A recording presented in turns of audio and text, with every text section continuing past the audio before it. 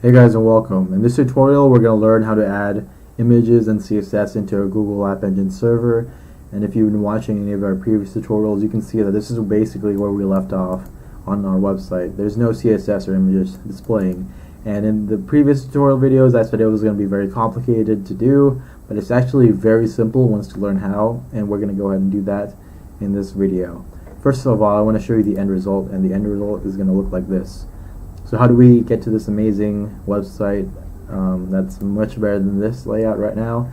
I'll show you how to do that right now. Okay, so first thing I want to do actually is show you where this index.html file is located.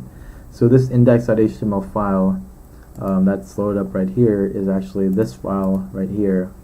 It's called index.html.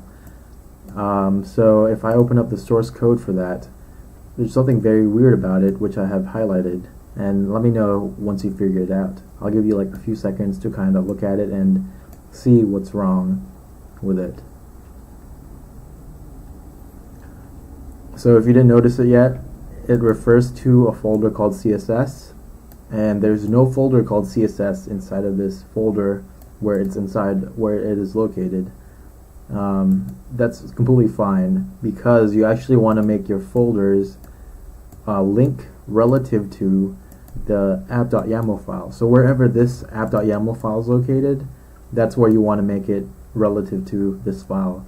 No matter where your HTML file is located, you always want to make it so that when you're calling something else like an image or a CSS, you want to make it relative to this file right here. And that's a very important point to have, because as you can see, it calls CSS right here, but there is a CSS folder where that app.yaml file is located, so that's completely valid.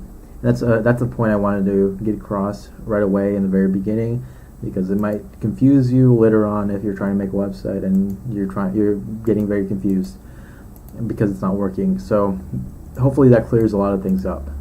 Okay, so this is completely fine how I refer to CSS because it is inside the same folder as the app.yaml file. Now we're going to go ahead and edit the app.yaml file to make it so that it can display CSS and images properly. So I'm going to right click this and I'm going to edit with Notepad++, and as you can see it opens up this thing that we're all familiar with.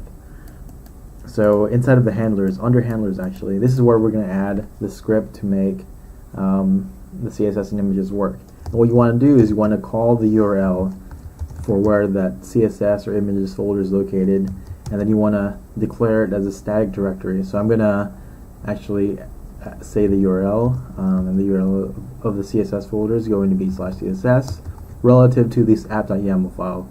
And then I'm going to do static _dir. I'm going to call it CSS. For some reason, these two have to be the same exact thing. I've tried changing this thing around and then this thing around, and they both have to match for it to work properly. So now that I've added this to the app.yaml file, I'm now going to refresh, and the CSS now works properly. Okay, so there's no magic behind that because it's inside the same folder as the app.yaml file.